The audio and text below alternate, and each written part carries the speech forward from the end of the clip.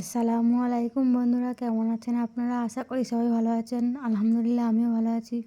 আবারও একটি নতুন ভিডিও নিয়ে আপনাদের সামনে চলে এসেছি। মিজানুর রহমান আজহারীর ওয়াজ। যারা মিজানুর রহমান আজহারীর ওয়াজ শুনতে ভালোবাসেন শেষ পর্যন্ত ভিডিওটা দেখতে থাকবেন। আশা করি ভালো লাগবে ভিডিওটি যদি ভালো লাগে একটি লাইক, কমেন্ট ও শেয়ার করে চ্যানেলটি সাবস্ক্রাইব করে পাশে থাকবেন। বন্ধুরা ভালো থাকবেন। সাহাবাদেরকে একবার তিনি এই সূরাটা তেলাওয়াত করে শোনালেন। সাহাবারা চুপচাপ, ঠিক যেমন এখন আপনারা চুপচাপ।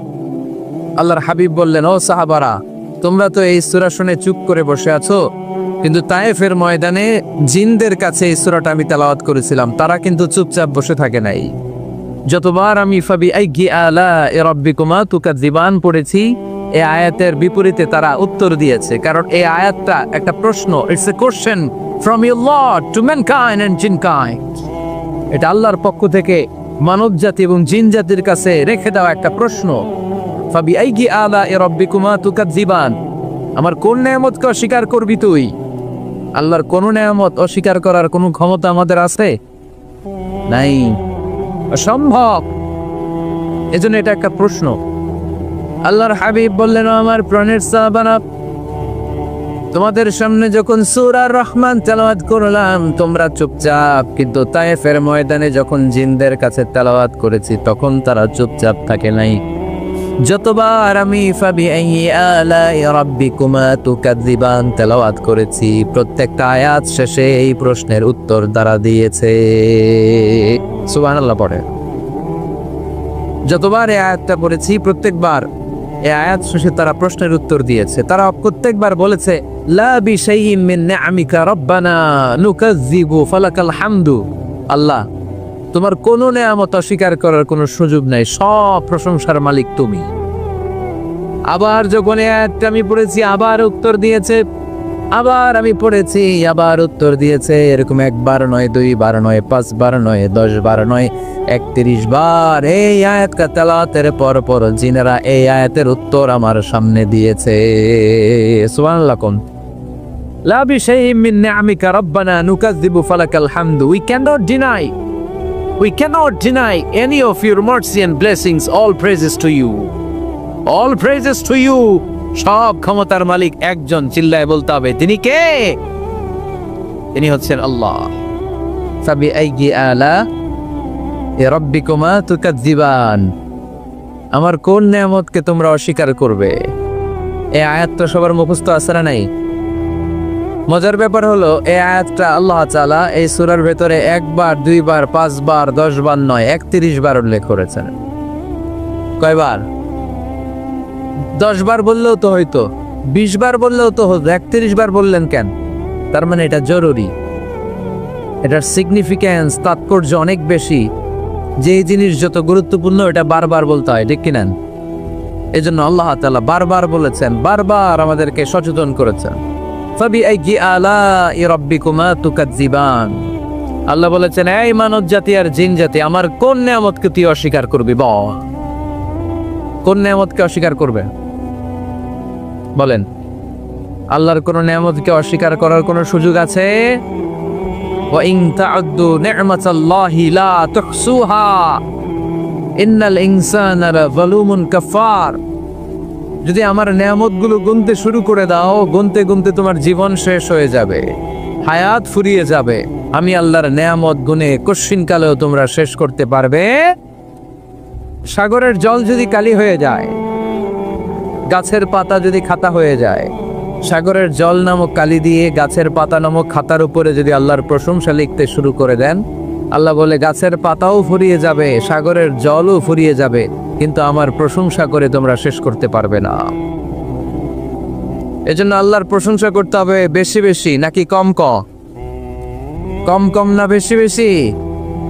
ফাবিআইয়ি আলাই রাব্বিকুমা তুকাযযিবান, আমার কোন নেয়ামতকে তোরা অস্বীকার করবি? বল, O mankind and jinnkind, which of my mercy and blessings you wanna deny?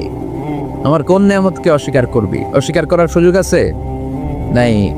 আল্লাহ হাবিব সাল্লাল্লাহু আলাইহি ওয়াসাল্লাম এই সূরাটাকে বড্ড পছন্দ করতেন। সূরাতু আর রহমান। সূরার নাম কি? আরো জোরে বলেন। কোরআনের 55 নম্বর সূরা এটা। কত নাম্বার? আয়াত আছে 78টা। কয়টা? সূরাটা মাক্কি সূরা, কি সূরা? এবার প্রশ্ন করি, উত্তর দেন। এই সূরাটা কোরআনের কততম সূরা? 55। আয়াত কয়টা? 78টা। মাক্কি না মাদানী? মাশাআল্লাহ, এই তো আপনারা উত্তর করতে পেরেছেন। এই সূরাটার একটা চমৎকার নাম আছে। বাইহাকি শরীফে আল্লাহর হাবিব সাল্লাল্লাহু আলাইহি ওয়াসাল্লাম ইরশাদ করেন, ইন্না লিকুল্লি শাইইন আরুস ওয়া আরুসুল কুরআনি সূরাতু আর-রাহমান। আল্লাহর হাবিব বললেন, সবার জন্য একজন নববধূ আছে, কোরআনেরও একটা নববধূ আছে। কোরআনের নববধূর নাম হচ্ছে সূরা আর-রাহমান। আওয়াজ করে সুবহানাল্লাহ বলতে পারলেন না? নববধূ বোঝেন তো? হ্যাঁ, নতুন বউ। নববধূ মানে কি? আল্লাহর হাবিব বললেন, ইন্না লিকুল্লি শাইইন আরুস ওয়া আরুসুল কুরআনি সূরাতু আর-রাহমান। সবার জন্য একটা নববধূ আছে, কোরআনেরও একটা নববধূ আছে। কোরআনের নববধূর নাম সূরা আর-রাহমান। নববধূ যেমনি বাসর রাতে হাতে পায়ে আলতা মেখে, বেনারসি শাড়ি পরে, লিপস্টিক দিয়ে, খোপায় ফুল দিয়ে, জুয়েলারি পরে, অর্নামেন্টস করে, মেকআপ করে, পার্লারিং করে তার স্বামীর জন্য ওই রাতে সে নিজেকে উজাড় করে সাজায়, ঠিক কিনা? ঠিক তেমনি আল্লাহ তাআলা এই দুনিয়াতে আমাদেরকে কি কি নেয়ামত দিয়েছেন, আবার কি কি নেয়ামত জান্নাতে গেলে দিবেন, তার সব কিছু বর্ণনা করে এই সূরাটাকে তিনি উজাড় করে সাজিয়েছেন। সূরাটার নাম কি? আরো জোরে বলেন, কি নাম? আর-রাহমান। একটা দুর্বল বর্ণনায় এসেছে, দুর্বল বর্ণনায়, যে আল্লাহ তাআলা, স্বয়ং আল্লাহ তাআলা জান্নাতে জান্নাতীদেরকে এই সূরা আর-রাহমানটা নিজ কণ্ঠে তেলাওয়াত করে শোনাবে। আমরা আল্লাহর কণ্ঠের তেলাওয়াত শুনতে চাই কি চাই না? আল্লাহর তেলাওয়াত কি আমাদের মতো তেলাওয়াত? আল্লাহ দেখতে কি আমাদের মতো? লাইসা কামিসলিহি শাই, তার মতো কেউ নাই। তার মতো কেউ আছে? তার মতো কেউ নাই। তিনি তার মতো। তিনি কার মতো? তিনি তার মতো। লাইসা কামিসলিহি শাই। জান্নাতীরা যখন জান্নাতে ঢুকবে, আল্লাহ তাআলা প্রশ্ন করবেন, ও জান্নাতীরা, এই কোরআনে যত নাজ নেয়ামতের বর্ণনা দিয়েছিলাম তার সবগুলো কি তোমরা পাই টু পাই বুঝে পেয়েছো? জান্নাতীরা বলবে পেয়েছি। হঠাৎ এক জান্নাতি হাত তুলে বলবে, আল্লাহ, একটা জিনিস তো পাই নাই। সবাই বলে পাইছি, তুমি পাও নাই। কি পাও নাই? কয়, আমনেরাই তো পাই নাই। সুবহানাল্লাহ পড়বেন না? আপনাকেই তো পাই নাই। সব দেখলাম, সব খাইলাম, সব দেখলাম, কিন্তু আপনারে তো দেখলাম না। আল্লাহ তাআলা তখন বিশাল জান্নাতের এক কনফারেন্স রুমে সবাইকে বসিয়ে আল্লাহর দিদার মানুষকে দেখাবেন। আল্লাহ তাআলা তার গোপন সৌন্দর্যকে সেদিন জান্নাতীদের সামনে প্রকাশ করে দিবে। আল্লাহর হাবিব বসবেন ওই কনফারেন্স রুমে সবার সামনে। আল্লাহর হাবিবের পেছনে বসবে অন্যান্য নবীরা, তারপরে সোহাদা, সালেহীন, আউলিয়া, সবাই বসবে ওই জান্নাতের কনফারেন্স রুমে। আমরাও যেন বসার জায়গায় পাই, আল্লাহ তুমি তৌফিক দিয়ে দিও। আল্লাহ তাআলা অনেকগুলো নূরের পর্দার পেছন থেকে নূরের ঝলকানি মারবেন। ওই ঝলকানি এক মুহূর্তের জন্য দিবেন। এক মুহূর্ত। কয় মুহূর্ত? 70,000 নূরের পর্দার কথা বলা হয়। এই বর্ণনাটাও দুর্বল। পর্দা আছে, কিন্তু কয় হাজার জানে কে? আল্লাহ। ওই পর্দা সরিয়ে আল্লাহ তাআলা সৌন্দর্যের বা নূরের ঝলকানির এক আলোক ছোটা জান্নাতীদের সামনে তুলে ধরবেন এক মুহূর্তের জন্য। কয় মুহূর্ত? আলোক ছোটা দিয়েই আবার নাই, আবার সরাই ফেলবে। ওই এক মুহূর্ত দেখে জান্নাতীরা পাগল হয়ে যাবে, অপলক নেত্রে তাকিয়ে থাকবে। এইভাবে চোখের পলক ফেলবে না, চোখ মেলে তাকিয়ে আছে। কিন্তু সামনে কিন্তু আল্লাহর নূর আর নাই, কারণ ওইটা আসছিল কয় মুহূর্তের জন্য? এক মুহূর্ত পরে নাই। কিন্তু কি যে দেখলাম, কত সুন্দর! কোটি কোটি বছর এরকম অপলক নেত্রে জান্নাতীরা তাকিয়ে থাকবে। ইন্নাল্লাহা জামিলুন ইউহিব্বুল জামাল। আল্লাহ নিজে সুন্দর, সৌন্দর্যকে পছন্দ করেন। আল্লাহর চাইতে সুন্দর কিছু হতে পারে? চিল্লায় বলেন, পারে? পৃথিবী সুন্দর, মানুষ সুন্দর, আসমান সুন্দর, জমিন সুন্দর, সুন্দরে সুন্দরে পাল্লা। জানি না কত সুন্দর তুমি আল্লাহ, জানি না কত সুন্দর তুমি আল্লাহ। সুবহানাল্লাহ পড়েন। আল্লাহ তাআলা তার সৌন্দর্যকে সেদিন জান্নাতীদের সামনে তুলে ধরবে। এই সূরাটা নাজিলের একটা ব্যাকগ্রাউন্ড আছে। আল্লাহর হাবিব সাল্লাল্লাহু আলাইহি সাল্লাম মক্কার জমিনে কাফিরদেরকে দাওয়াত দিতে লাগলেন, আল্লাহর ইবাদত করো, আল্লাহর জিকির করো, আল্লাহর প্রশংসা করো। এরকম দাওয়াত দিতে দিতে কিছুদিন পরে বিষ্ণু ইসলাম বলতে শুরু করলেন, রহমানের ইবাদত করো, রহমানের জিকির করো, রহমানের পায়ে সেজদায় লুটিয়ে পড়ো।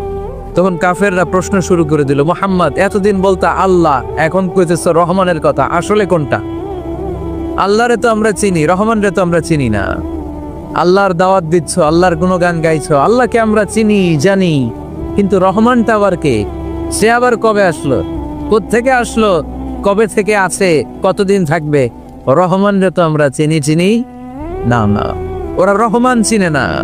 এজন্য আল্লাহ তাআলা রহমানকে চিনায় দেওয়ার জন্য আর রহমান নামে একটা সূরা নাজিল করে দিলেন। وَإِذَا قِيلَ لَهُمُ اسْجُدُوا لِلرَّحْمَنِ قَالُوا وَمَا الرَّحْمَنُ, যখন তাদেরকে বিশ্বনবী বললেন রহমানের পায়ে সিজদা দাও, রহমানের জন্য সিজদায় লুটিয়ে পড়ো, ক্বালু আমার রহমান, তারা বলল রহমানটা আবার কে? রহমান কে? আল্লাহ চিনি, রহমানরে তো চিনি না। এখন রহমানকে এটা চিনানোর দরকার আছে না নাই? রহমানকে এটা চিনানোর জন্য আল্লাহ তাআলা আর রহমান নামে কোরআনে একটা সূরা নাজিল করলেন। চিল্লায় পড়েন আল্লাহু আকবার। কাফেরদেরকে জানানোর জন্য রব্বুল আলামিন সূরাত আর রহমান নাজিল করলেন আর বললেন, আর রহমান আল্লামাল কুরআন খালাকাল ইনসান আল্লামাহুল বায়ান। দয়াময় রহমান শেখালেন কোরআন, বানালেন ইনসান, শেখালেন বায়ান।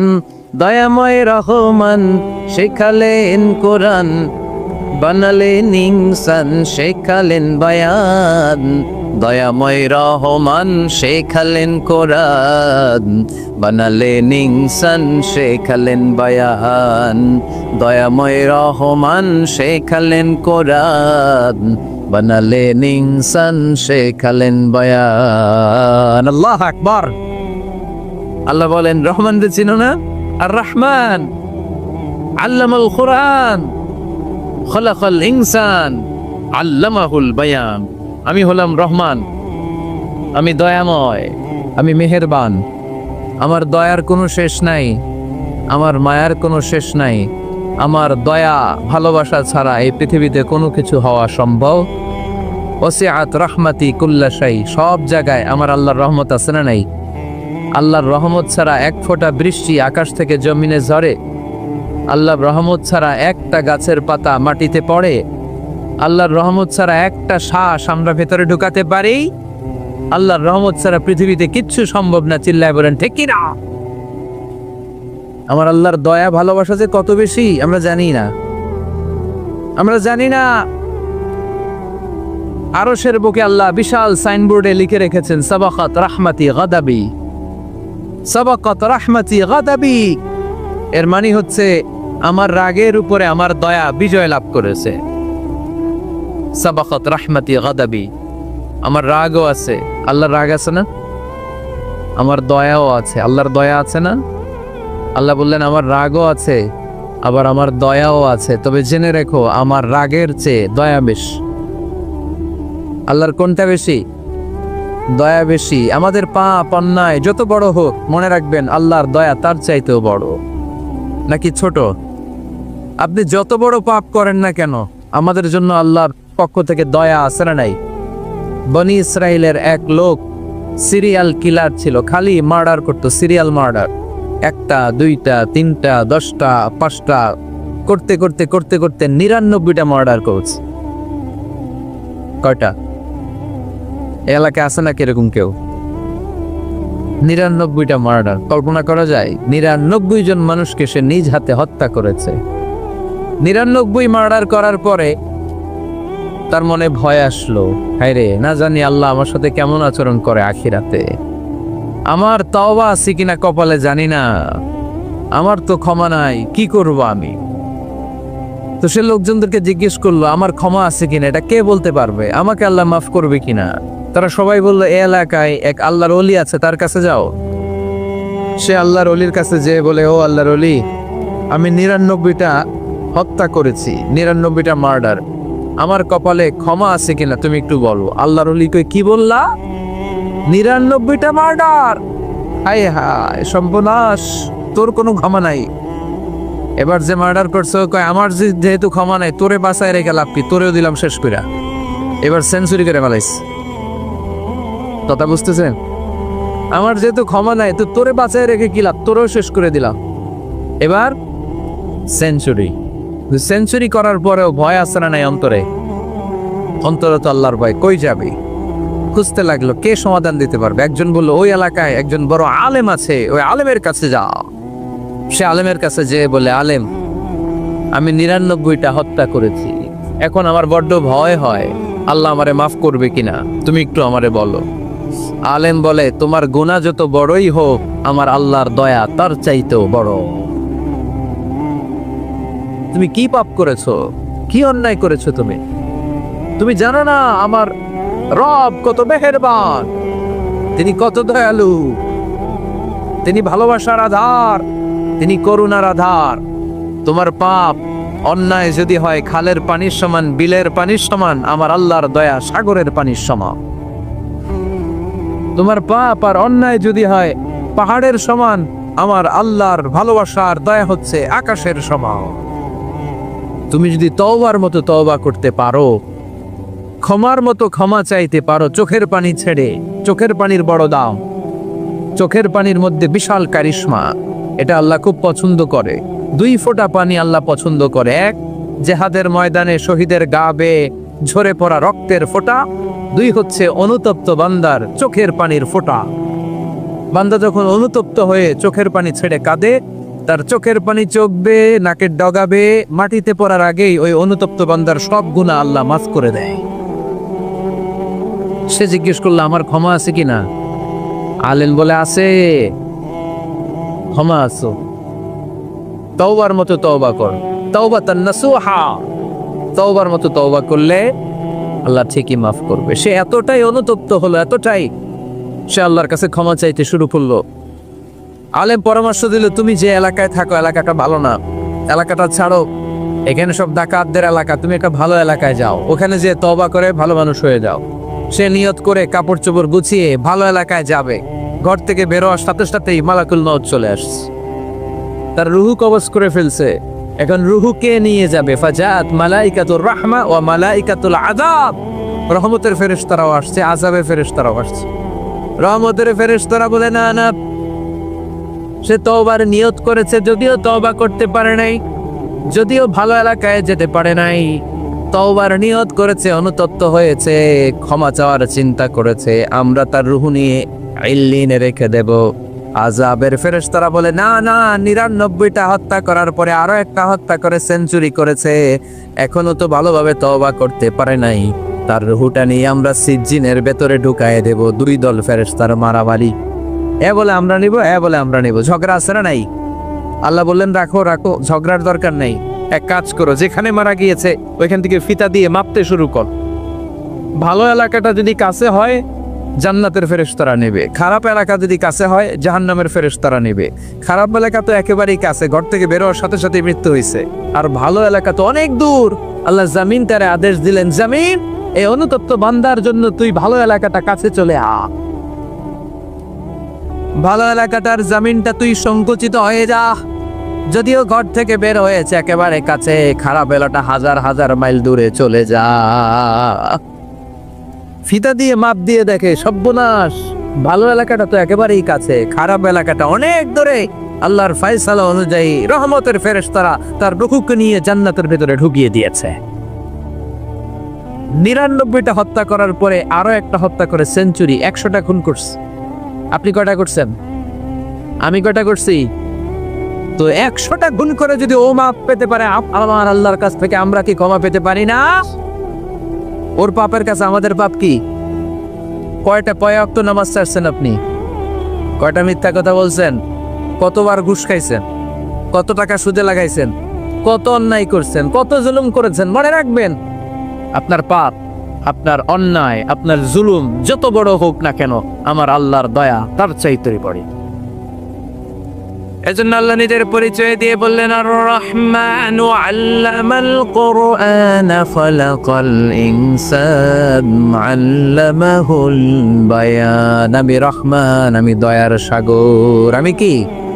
আল্লাহ তুমি দয়ার সাগর, রহমানুর রহিম। তোমার দয়ায় পূর্ণ আমার সারা নিশিদিন। তোমার দয়ায় পূর্ণ আমার সারা নিশিদিন। আলহামদুলিল্লাহ পড়ে। তাহলে বুঝতে পারলাম আমার আল্লাহর দয়ার কোনো শেষ আছে? চিল্লায় বলতে হবে, আছে। দয়া আর ভালোবাসাকে সৃষ্টি করার পরে আল্লাহ তাআলা 100 টুকরা করলেন। কয়শো টুকরা? সবাই শুনতেছেন? কষ্ট হচ্ছে তো উত্তর দিচ্ছেন না যে? কত টুকরা করলেন? 100 টুকরা করে 99 টুকরা দয়া ভালোবাসা আল্লাহ তাআলা নিজের কাছে রেখে দিলেন। আর 1 টুকরা দয়া আর ভালোবাসা আল্লাহ তাআলা গোটা বিশ্বের সবার মাঝে ভাগ করে দিলেন। আমরা সবাই মিলে পাইছি কয় টুকরা ভালোবাসা? উনি রেখে দিয়েছেন কয় টুকরা? ওই 1 টুকরার কিছু অংশ আমিও তো পাইছি, তাই না? আপনি পেয়েছেন, আমরা সবাই পেয়েছি, গোটা বিশ্বের সবাই, আদম আলাইহিস সালাম থেকে শুরু করে কিয়ামত পর্যন্ত যারা আসবে, এসেছিল এবং এখন আছে, সবাই মিলে কয় টুকরা? ওনার কাছে কয় টুকরা? কিন্তু এই 1 টুকরা যে আমরা সবাই ভাগে যোগে পাইলাম, আমাদের ভালোবাসার নমুনা দেখছেন? একজন আর একজনের ভালোবেসে বলে আত্মহত্যা করে ফেলে, আছে না নাই? আছে না?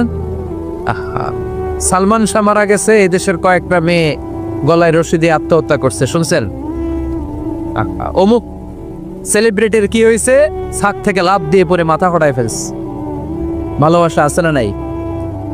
যারে ভালোবাসে তার নাম আবার ছেলেরা হাতের মধ্যে কেটে কেটে লেখে। শরীয়তপুরে এগুলো নাই, আলহামদুলিল্লাহ।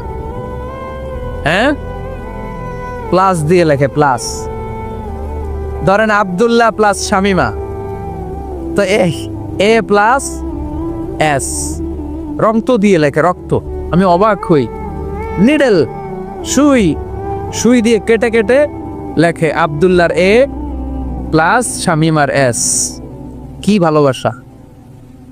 1 ভাগ ভালোবাসার ছিটে ফোটা সবাই মিলে পাইছে। এইটা ঠেলা যদি এরকম হয়, তাহলে যিনি 99 ভাগ ভালোবাসা রেখে দিয়েছে তার ভালোবাসা বেশি না কম? দেখেন, ছোট্ট বাচ্চাটা রাতে খেতে চায় না, মা যদি বলে খাও, বলে না, খাবো না। আব্বু অফিস থেকে আসুক, আব্বুর কোলে বসে বসে আব্বু আর আমি একসাথে খাবো। এই ছোট্ট বাচ্চাটা কিছু বোঝে না, কিন্তু তারপরও তার বাবার জন্য ভালোবাসা তার হৃদয়ে ঢুকাই দিছে কে? আপনাদের এলাকায় মুরগি পালেন না আপনারা? মুরগি যখন বাচ্চা নিয়ে হাঁটে, দেখবেন মুরগি ছানা ধরা যায় না, ধরতে গেলে মা মুরগিটা কি করে? কামড় দিতে আসে। এই ছোট্ট বাচ্চাগুলোর জন্য মা মুরগিটার হৃদয়ের ভিতরে ভালোবাসা ঢুকাই দিল কে? আহা, আমি পত্রিকাতে এমনও দেখেছি, বন্যায় এক মা পানি খেতে খেতে মরে গিয়েছে, কিন্তু শিশুটাকে একটা বালতির মধ্যে চাপিয়ে মাথায় তুলে ধরে রেখেছে। মা পানি খেতে খেতে নিজের জীবনকে বিলিয়ে দিয়েছে, কিন্তু বাচ্চাটা মরে নাই। বাচ্চার জন্য কি ভালোবাসা!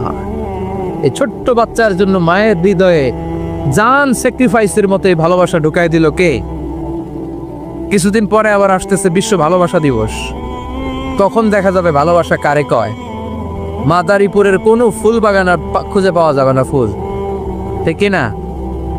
এই শরীয়তপুর এলাকায় নিশ্চয়ই আপনারা শরীয়ত লঙ্ঘন না করে ইসলামকে প্র্যাকটিস করেন, নাকি এইখানেও বিশ্ব ভালোবাসা আছে? হ্যাঁ,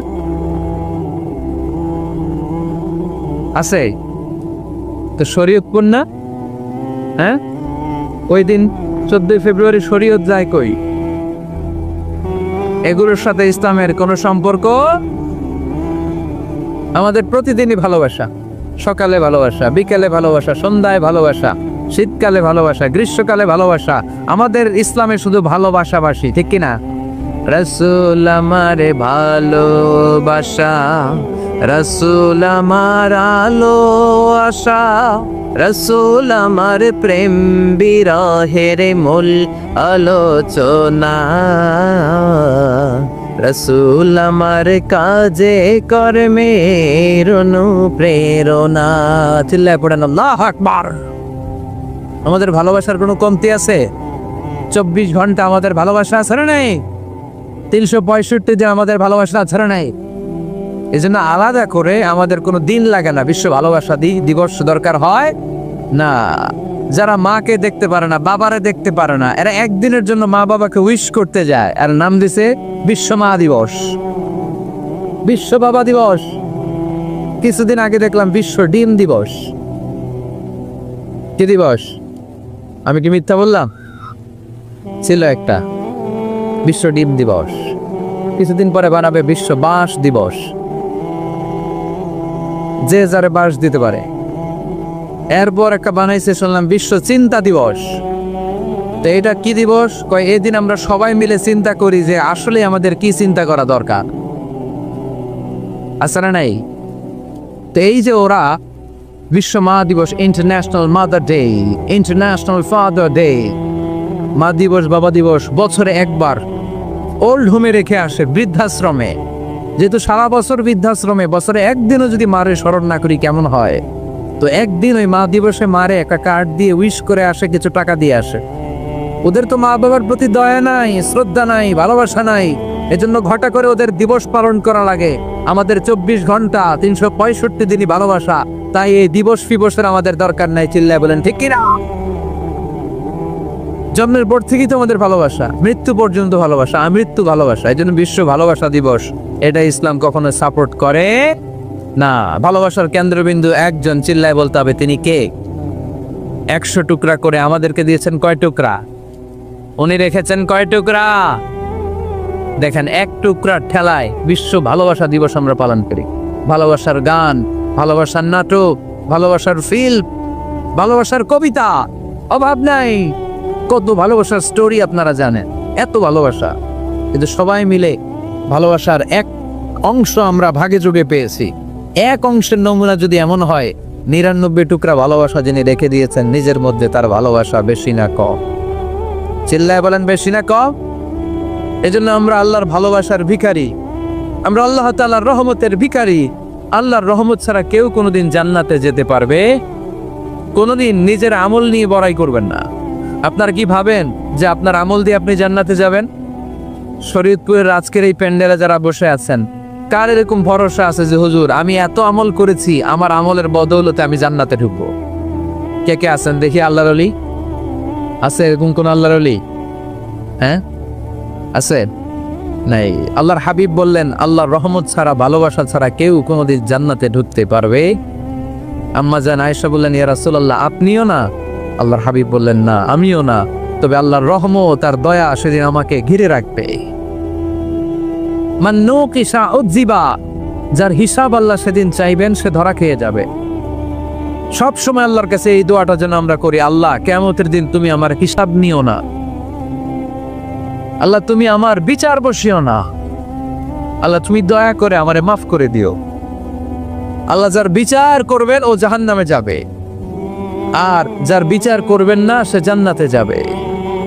আল্লাহ যদি বিচার করে আর পাই টু পাই হিসাব নেয়, নামাজ করলি না কেন, রোজা রাখলি না কেন, মিথ্যা বললি কেন, খাদ্যে ভেজাল দিলি কেন, মাছে ফরমালিন দিলি কেন, যৌতুক খাইলি কেন, ঘুষ খাইলি কেন, উল্টাপাল্টা করলি কেন, জিনা করলি কেন, একটার পর একটা প্রশ্ন বানে যদি সেই ভয়ঙ্কর দিনে আল্লাহ আমাদেরকে জর্জরিত করে, আমাদের কোনো উত্তর আছে?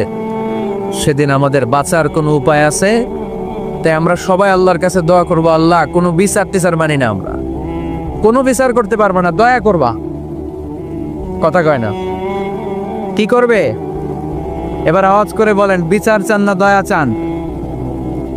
রোজ হাসরে আল্লাহ আমার করোনা বিচার, আল্লাহ করোনা বিচার, পড়েন আমিন। রোজ হাসরে আল্লাহ আমার করোনা বিচার, আল্লাহ করোনা বিচার, বিচার চাহে না তব দয়া চাহে এ গুনাহগার, আল্লাহ পড়েন আমিন। তিনি যদি দয়া করেন তবেই আমরা জান্নাতে যেতে পারবো, ঠিক কিনা?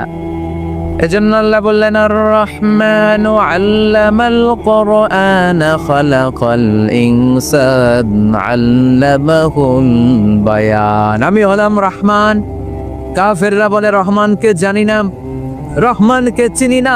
আল্লাহ বলে রহমান রে চিনে না, ও আমার নাম রহমান, আমি দয়ালু, আমি মেহেরবান। ঠিক কিনা? এজন্য প্রতিদিন সূরা ফাতিহায় দ্বিতীয় আয়াতটা আমরা কি পড়ি? আর রহমান আর রাহিম। ঠিক কিনা? তিনি দয়ার সাগর, তিনি মায়ার সাগর। আমরা বললাম আল্লাহ ঠিক আছে, আমরা বুঝেছি আপনি দয়ার সাগর, আর আপনি কি করেন? দ্বিতীয় আয়াতে আল্লাহ বললেন আল্লামাল কোরআন, আমি কোরআন শিক্ষা দেই। শুধু দয়ার সাগর হয়ে আমি আল্লাহ বসে থাকি নাই, তোমাদের হেদায়েতের জন্য আমি কোরআন নাজিল করে দিয়েছি। আল্লামাল কোরআন, আমি কোরআন শিক্ষা দেই। আমাদেরকে কোরআন শিখিয়েছে কে? বিশ্বনবীকে কোরআন শিখিয়েছে কে? আল্লাহ। এজন্য দুনিয়াতেও যারা কোরআন শিখায় তাদের মর্যাদা বাড়ায় দেয় কে? বাংলার জমিনে যারা কোরআন শরীফ শিখায় এদের মর্যাদা সবচেয়ে কম, এদের বেতন সবচেয়ে কম, এরা সমাজে সবচেয়ে বেশি অবহেলিত। ঠিক কি না? তা আল্লাহর কাছে এরা সবচেয়ে বেশি সম্মানিত। আল্লাহর হাবিব বললেন খায়রুকুম মান তাআল্লামাল কুরআন ওয়া আল্লামাহু, তোমাদের মধ্যে আল্লাহ তাআলার কাছে সবচেয়ে প্রিয় শ্রেষ্ঠ ওই মানুষটা যে নিজে কোরআন করে আবার অন্যরে করায় দেয়। সুবহানাল্লাহ পড়ে। আপনি যদি কাউরে শুধু সূরা ফাতিহাটা শিখান, কোন সূরা? সূরা ফাতিহাটা যদি শিখায় দেন, সে যতদিন সূরা ফাতিহা তেলাওয়াত করবে ওই তার তেলাওয়াতের একটা পার্সেন্টেজ সওয়াব আপনার আমলনামায় আছে না নাই? সে যদি আবার আরেকজনের শিখায়, ওই লোক যদি আবার আরেকজনের শিখায় দেয়, এরকম যতজনকে তারা শিখাবে প্রত্যেকের তেলাওয়াতের একটা পার্সেন্টেজ সওয়াব আপনার আমলনামায় ঢুকায় দিবে কে? এজন্য কোরআন নিজেও শিখবো, অন্যকেও শেখাবো। রাজি আছেন তো? আপনাদের এখানে মসজিদে কোরআন শিক্ষার আসর আছে নাকি? হ্যাঁ, এই যে বাড়ির পাশে যে একটা মসজিদ দেখলাম, কোরআন শিখায়। কিবার শিখায়? প্রতিদিন। কে শিখায়? ইমাম সাহেব। বেতন টেতন দেন তো? কত দেন মাসে? 500,000। বলে কি এক একটা ইমামের কমসে কম 1 লক্ষ টাকা বেতন হওয়া দরকার। ঠিক কিনা? না খেয়ে না পড়ে অল্পতে তুষ্ট থেকে যারা শুকরিয়া করে এরা আমাদের আইম্মাতুল মাসাজিদ, মসজিদের ইমামরা, মসজিদের মুয়াজ্জিনরা। এক একটা মসজিদের মুয়াজ্জিনের গলা হবে এরকম বিশাল উঁচু। কিয়ামতের ময়দানে সবাই আমরা এর দিকে তাকায় থাকবো, কিরে ভাই তোর গলা উঁচু কেন? সে বলবে আমার এই গলা দিয়ে প্রতিদিন 5 বার আমি আজান দিয়েছি। কিয়ামতের ময়দানে ঠিকই সম্মানিত, দুনিয়ায় আমরা চিনলাম না ওনাদেরকে। এজন্য কোরআন শিক্ষার আসর জন্য আমরা গড়ে তুলি। তালিমুল কোরআন প্রজেক্ট লাগবে, শিশুদের কোরআন শিক্ষার আসর, নারীদের কোরআন শিক্ষার আসর, বয়স্কদের কোরআন শিক্ষার আসর। আমরা কোরআন শিখে মরতে চাই, কোরআন জেনে মরতে চাই। No excuse will be granted that day. সেদিন আল্লাহ কোনো এক্সকিউজ গ্রহণ করবে না। সব পারো, হিন্দি তো ঠিকই কইতে পারো। হিন্দিতে কথা কইতে পারে না ছেলেপেলেরা? হিন্দি সিনেমা এমন দেখা দেখে হিন্দিতে কথা কইতে পারে। তো হিন্দি ভাষা বুঝতে পারলে, শিখতে পারলে আরবি পারলা না কেন? কোনো এক্সকিউজ, ওজোর, আপত্তি সেদিন আল্লাহ গ্রহণ করবে না। শরীয়তপুরের ভাইরা, আসুন আমরা কোরআন শিখি, আসুন আমরা কোরআন পড়ি। প্রতিদিন একটা আয়াত হলেও কমপক্ষে আমরা যেন কোরআনের অর্থ পড়ি, বঙ্গানুবাদ করি। রাজি আছেন তো? আপনাদের স্মার্টফোন আছে কার কার হাতে দেখি?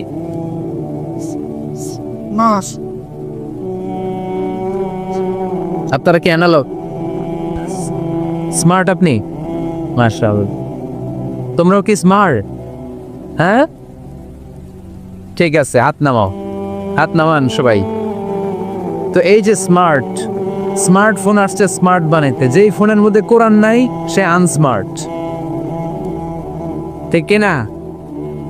যার মোবাইলের ভেতরে কোরআনের অ্যাপস আছে, ডাউনলোড করে অ্যাপস রেখেছে, সেই হচ্ছে আসল smart. He is the real hero, he is the real smart. এজন্য মোবাইলের অ্যাপসের ভেতরে কোরআন ঢুকাইতে হবে। শরীয়তপুরের ছেলেরা খুব সহজ, অ্যান্ড্রয়েড সাইট ইউজ করলে প্লে স্টোরে যাও, যে তুমি বাংলা কোরআন লিখো চলে আসবে। আইফোন যদি ইউজ করো অ্যাপ স্টোরে যাও, ওখানে যে বাংলা কোরআন লিখো চলে আসবে। সহজ। এত সহজ হওয়ার পরেও আল্লাহ কি বললেন আমরা যদি না শিখি, না জানি, আল্লাহ কি ক্ষমা করবে? যা বলার সব আল্লাহ বলে দিয়েছে এই কোরআনে। এই কোরআনে শুরু হয়েছে বিসমিল্লাহির রহমানির রহিম দিয়ে, মানে বা দিয়ে। কি দিয়ে? চিল্লায় বলেন না, কি দিয়ে? বা দিয়ে। আরে কোরআন শেষ হয়েছে সূরাতুন নাস দিয়ে, যে সূরার শেষ আয়াত হচ্ছে মিনাল জিন্নাতি ওয়ান নাস। বার সিন মিলাইলে কি হয়? বাস। এবার বাসে চড়ে শরীয়তপুর শহরে যাব। ওই বাস না, এই বাস মানে যথেষ্ট, এই বাস মানে সাফিসিয়েন্ট, কাফি। আল্লাহ বুঝালেন এই 30 পারায় 114টা সূরায় আমি যা দিয়েছি এটাই বাস, যথেষ্ট। নতুন করে আর কিচ্ছু লাগবে না। চিল্লায় বলেন ঠিক কি না? সে কোন বন্ধু বলো বেশি বিশ্বস্ত, সে কোন বন্ধু বলো বড় বিশ্বস্ত, কার কাছে মন খুলে দেয়া যায়, কার কাছে প্রাণ খুলে দেয়া যায়, হওয়া যায় অতি আশ্বস্ত, তার নাম আহমদ বড় বিশ্বস্ত। সুবহানাল্লাহ পড়েন। সেদিন ঈসা আলাইহিস সালামকে আল্লাহ পৃথিবীতে পাঠিয়েছেন শুধু এই অ্যানাউন্সমেন্টটা দেওয়ার জন্য যে ইয়াতি মিন বাদি ইসমুহু আহমদ, আমার পরে একজন নবী আসবে যার নাম হবে আহমদ। আহমদ বড় বিশ্বস্ত। এজন্য রাসূল সাল্লাল্লাহু আলাইহি ইসলামকে আমরা নবী হিসেবে পেয়ে খুশি না বেজার? ইসলামকে ধর্ম হিসেবে পেয়ে খুশি না বেজার? কিন্তু অনেকেই আমরা যে মুসলমান এটা নিয়ে খুশি না। তারা সাহসিকতার সাথে ঘোষণা দিতে পারে না যে ইন্নী মিনাল মুসলিমিন। কিন্তু আমাদের ইসলাম নিয়ে গর্ব করা উচিত, কারণ এই ধর্মকে পাঠিয়েছে কে? এটা মন মস্তিষ্ক প্রসূত কোনো ধর্ম নয়, ঠিক কি না? এটা কি আমাদের বাপ দাদার কথা অনুযায়ী চলে? ইসলাম কি নেতার কথা অনুযায়ী চলে? মসজিদের ইমামের কথা অনুযায়ী চলে? ইসলামের বিধানগুলো সরাসরি নাজিল করেছে কে?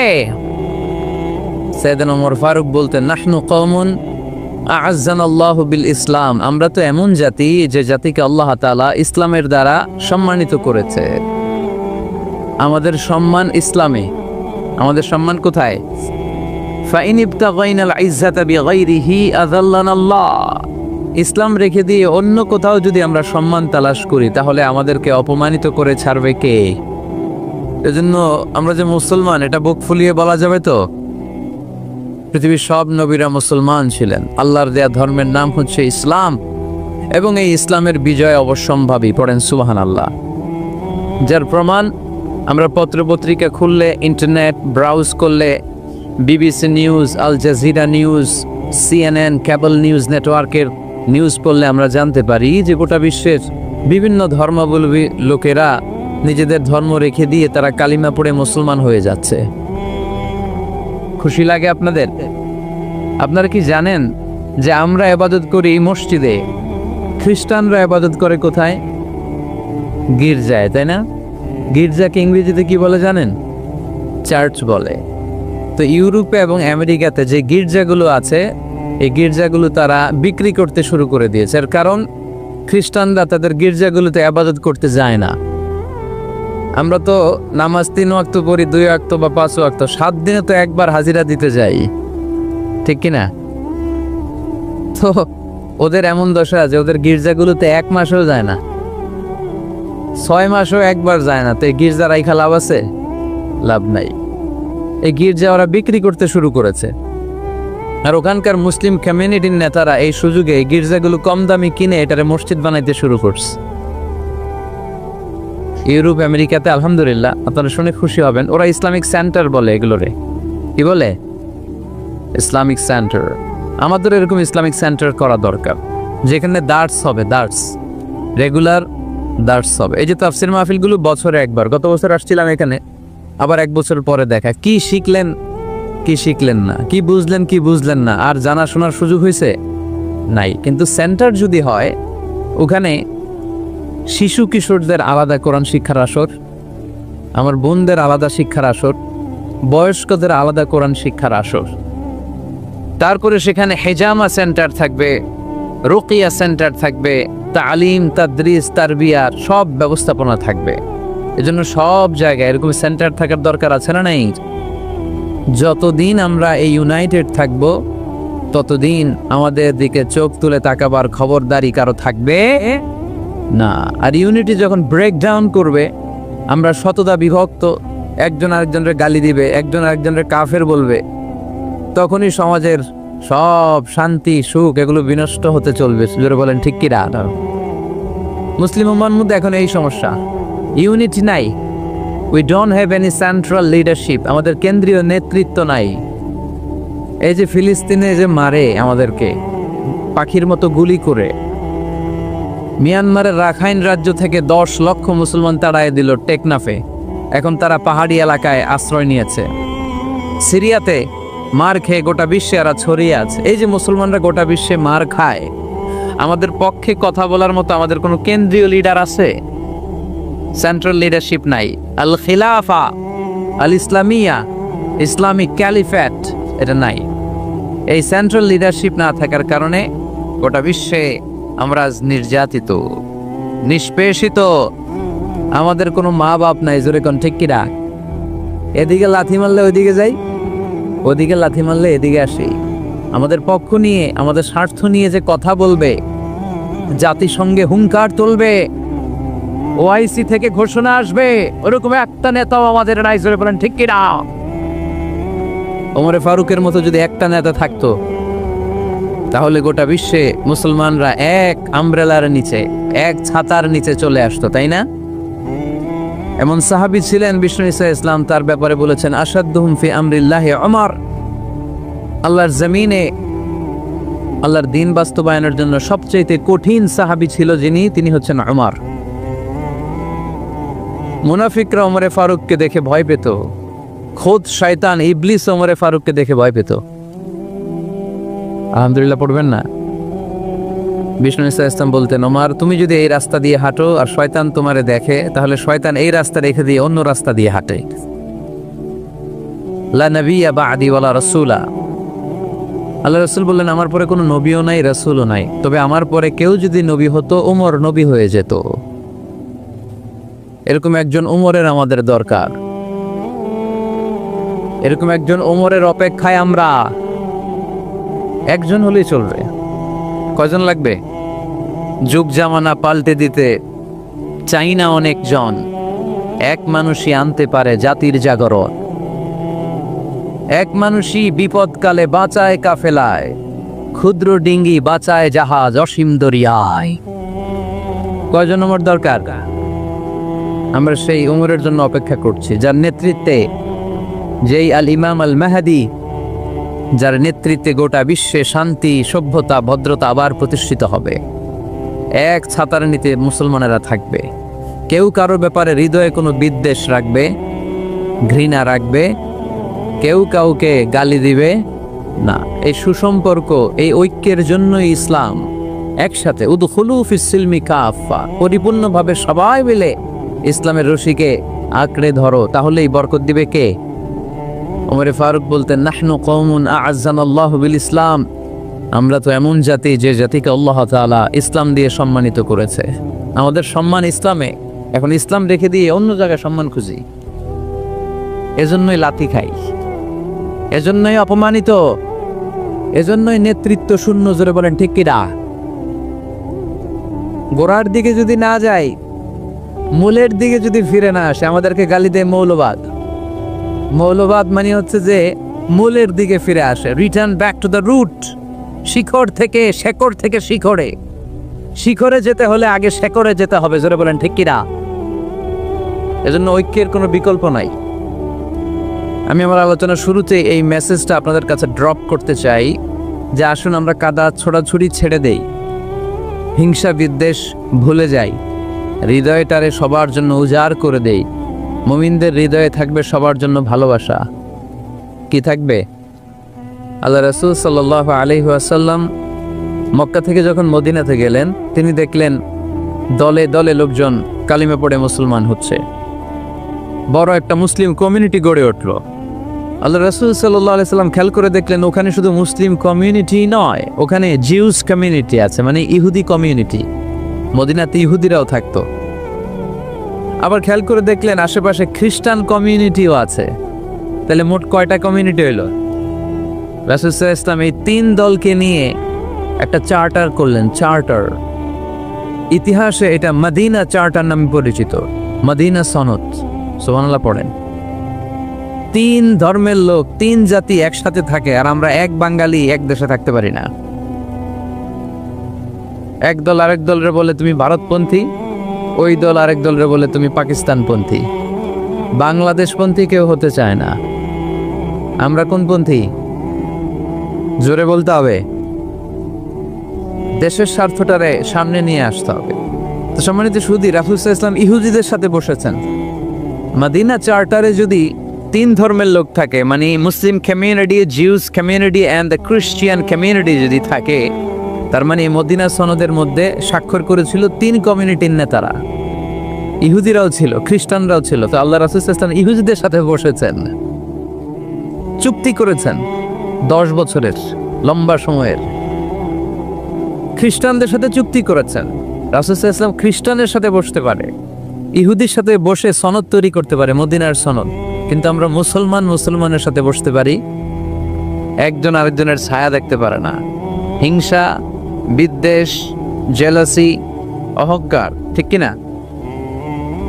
লা ইয়াদখুলুল জান্নাতা মান কানা ফি কলবিহি হাববাতু খারদাল মিনাল কিবর। যার অন্তরে যাররা পরিমাণ অহংকার থাকে, সে কোশ্চিনকালেও আল্লাহর জান্নাতে প্রবেশ করতে পারবে না। আমরা যেন এই অহংকার থেকে মুক্ত হতে পারি, আমরা যেন ব্রড মাইন্ডেড হতে পারি, আমরা যেন ভিন্ন মতের লোকদেরকে রেসপেক্ট করতে পারি, ভিন্ন মতকেও যেন আমরা সহ্য করতে পারি। আমাদের দেশে এত কাদা ছোড়াছুরি, এত মারামারি কেন জানেন? আমরা ভিন্ন মতকে দমন করতে চাই, ভিন্ন মতকে আমরা স্পেস দিতে চাই না, ফলেই এত ঠেলাঠেলি। এজন্য মতামত বিভিন্ন থাকবে। This is the beauty of Islam, unity in diversity. Unity in diversity, ঐক্য হবে বৈচিত্র্যের মাঝে। আমাদেরকে ঐক্য খুঁজতে হবে। এক একজন এক এক চেহারা। এই তুমি কালা হইলা কেন, তুমি খাটো হইলা কেন, তুমি লম্বু কেন, এরকম বললে চলবে? এই মেয়ে তুমি বিএনপি করো কেন, তুমি জামাত ইসলাম করো কেন, সব আমলিগ হয়ে যাও, বলা যাবে? তুমি এই পিসাবের মুরিদ কেন, আমি যে পিসাবের মুরিদ হইছি ওইখানে আসো না কেন, বলা যাবে না। Unity in diversity. রাসূল সাল্লাল্লাহু আলাইহি ওয়াসাল্লাম ইহুদিদেরকে স্পেস দিয়েছেন, খ্রিস্টানদেরকে স্পেস দিয়েছেন। মনে রাখতে হবে, ঐক্য প্রক্রিয়ার নাম হচ্ছে, এটা এমন একটা প্রক্রিয়া যেখানে সবাই একই চিন্তা চেতনা পোষণ করবে এমনটা নয়, বরং এক একজনের এক এক চিন্তা, কিন্তু মৌলিক বিষয়ে সবাই এক। ইউনিটি ইন ডাইভার্সিটি, বৈচিত্র্যের মাঝে আমাদের ঐক্য খুঁজতে হবে। প্রিয় ভাইরা, কথা বুঝতে পেরেছেন? আপনারা কি ঐক্যের পক্ষে না বিপক্ষে? আমরা যেন ঐক্যবদ্ধ হতে পারি, আল্লাহ তুমি তৌফিক দান করো। আমরা যেন হিংসা বিদ্বেষ ভুলে যে ইসলামের কল্যাণে কাজ করতে পারি, তুমি তৌফিক দান করো। আরো জোরে পড়ি আমিন। লক্ষ্মীপুর দৌলত খাঁ বাড়ির যুব সমাজের উদ্যোগে আজকের 2 দিনব্যাপী তাফসীরুল কোরআনের মাহফিলের সমাপনী রজনী। আজকের প্রোগ্রামের সম্মানিত সভাপতি হচ্ছেন অধ্যক্ষ গোলাম সারোয়ার সাঈদী পীর সাহেব, আড়াইবাড়ি দরবার শরীফ, আমার প্রিয় নানা ভাই। উনি ফোন করে বললেন যে আসবেন প্রোগ্রামে আর কি। তো আসতেছেন আমার সাথে দেখা করার জন্য, অনেকদিন দেখা হয় না। মাঝখানে মালয়েশিয়াতে গিয়েছিলেন, 2 নানা নাতি মিলে ঘুরছি অনেক জায়গায়। মালয়েশিয়ার এক মন্ত্রণালয়ে আমরা অনেক ঘুরলাম, অনেকের সাথে আমরা মিটিং করলাম।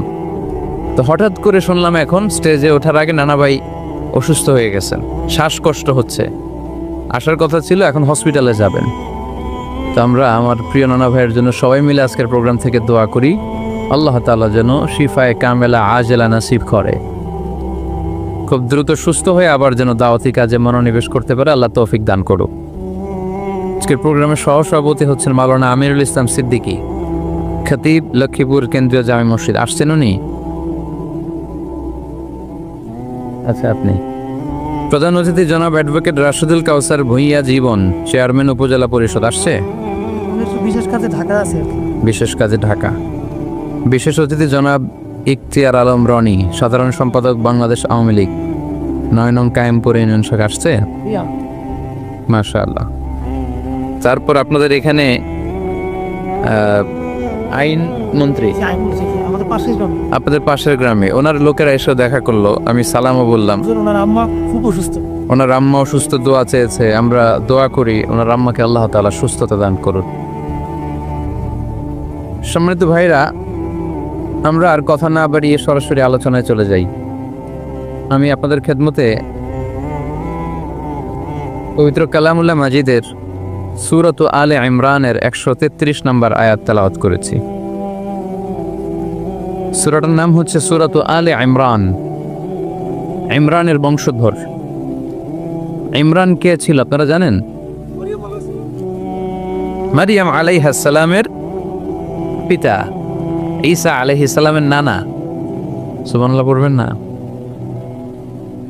ওনাদের ফ্যামিলিটা আল্লাহ তাআলার কাছে এতটাই পছন্দনীয় ছিল যে এই ফ্যামিলির নামে আল্লাহ কোরআনে একটা সূরাই দিয়ে দিলেন, আলে ইমরান। আরবিতে পরিবার বা ফ্যামিলি এটা বোঝানোর জন্য আরবিতে দুইটা শব্দ ব্যবহার হয়, এক হচ্ছে আহাল আর একটা আল। আহাল এটা সম্মানিতদের ক্ষেত্রেও হয়, আবার সাধারণ মানুষদের ক্ষেত্রেও হয়। যেমন রাসূল সাল্লাল্লাহু আলাইহি ওয়াসাল্লামের পরিবারবর্গ ওনারা অনেক সম্মানিতা, অনেক সম্মানিত। তো আল্লাহ রাসূল সাল্লাল্লাহু আলাইহি ওয়াসাল্লামের পরিবারের ক্ষেত্রে বলা হয় আহলে বাইত। আবার আমার পরিবার, আপনার পরিবার, আমাদের পরিবার বা স্ত্রী, এটা বোঝাতেও আরবিতে আহাল শব্দটা ব্যবহৃত হয়। কিন্তু আল শব্দটা সাধারণ কোনো ফ্যামিলির ক্ষেত্রে আল্লাহ ব্যবহার করেন নাই। ভালো হোক বা খারাপ হোক, সম্ভ্রান্ত হওয়া লাগবে, ডিগনিফাইড এন্ড প্রেস্টিজিয়াস ফ্যামিলি হওয়া লাগবে।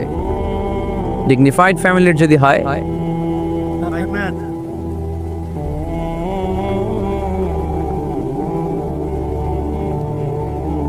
very dignified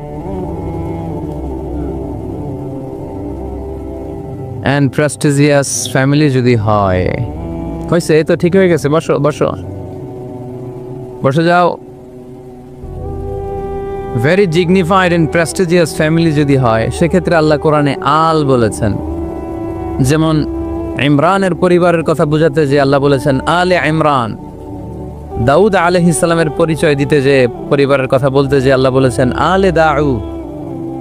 আবার ফেরাউনের বংশ বা পরিবারের কথা বলতে যে আল্লাহ বলেছেন আলে ফেরাউন।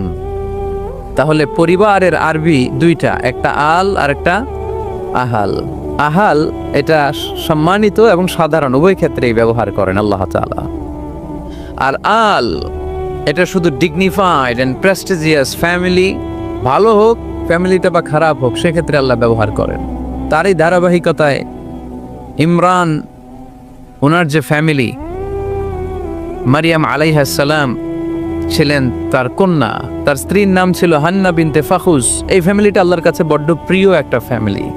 এজন্য আল্লাহ তাআলা এই ফ্যামিলির নামে কোরআনে একটা সূরা দিয়েছেন।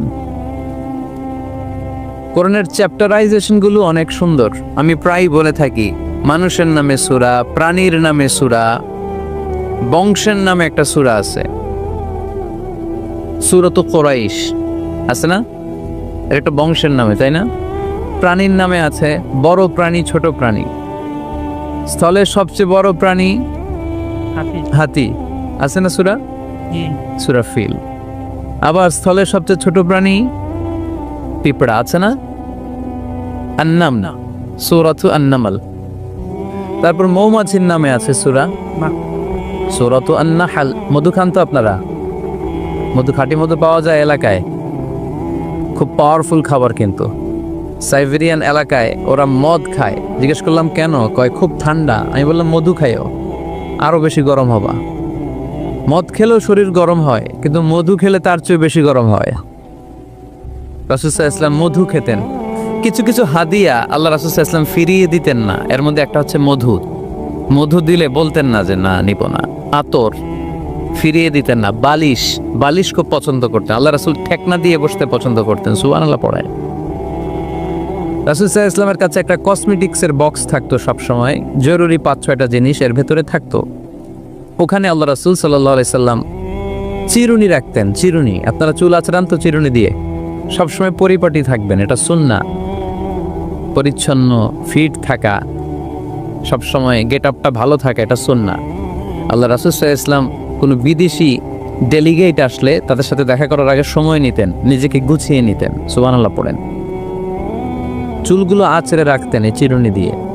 তাহলে ব্যক্তিগত কসমেটিক্স বক্সে আল্লাহ রাসূল সাল্লাল্লাহু আলাইহি ওয়াসাল্লাম যে জিনিসগুলো রাখতেন তোর মধ্যে একটি হচ্ছে চিরুনি। 2 নম্বর আল্লাহ রাসূল সাল্লাল্লাহু আলাইহি ওয়াসাল্লাম জাইতুনের তেলের একটা ছোট্ট বোতল রাখতেন। ওয়াত্তিনি ওয়াজ জাইতুন, অলিভ অয়েল। অলিভ অয়েলের ওয়াজ করেছি গত বছর, যেখানেই আমার সাথে লোকজনের দেখা কয় হুজুর এখন থেকে অলিভ অয়েল মাখিয়ে আনি, এজন্য সুন্দর হয়ে গেছি। তো অলিভ অয়েল রাখতেন, চিরুনি রাখতেন, এরপরে সুরমাদানি রাখতেন, সুরমা, চোখে আল্লাহ রাসূল সাল্লাল্লাহু আলাইহি ওয়াসাল্লাম সুরমা দিতেন। এরপর আল্লাহ রাসূল সাল্লাল্লাহু আলাইহি ওয়াসাল্লাম উতুর রাখতেন, উতুর পারফিউম, আতর দিতেন। কিছু কিছু বিষয় আছে আরবাউন মিন সুনানিল মুরসালিন, 4টা সুন্নাহ আছে সব নবীদের সুন্নাহ, সবাই এটা করেছেন। এর মধ্যে একটা হচ্ছে উতুর, সব নবীরা আতর দিতেন। সুবহানাল্লাহ, বাড়িতে যাই বললেন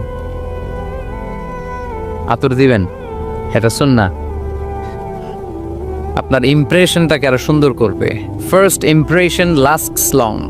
প্রথম দেখায় যারা ভাল লাগে এটা সবসময় ভাল লাগে, ঠিক কিনা? প্রথমেই যদি কারোর সাথে কথা বলতে যাওয়ার পরে দেখা যায় আপনারা দেখতে খারাপ লাগে, গায়ে দুর্গন্ধ, আসবে আর আপনার কাছে? আসবে না। এরপর আসিওয়াক, ওই কসমেটিক্স বক্সে আল্লাহ রাসূল সাল্লাল্লাহু আলাইহি ওয়াসাল্লাম মেসওয়াক রাখতেন। কি রাখতেন? এটাও সব নবীদের সুন্নাত। তো আমরা যেন পরিপাটি থাকি, সবসময় যেন পরিপাটি থাকি।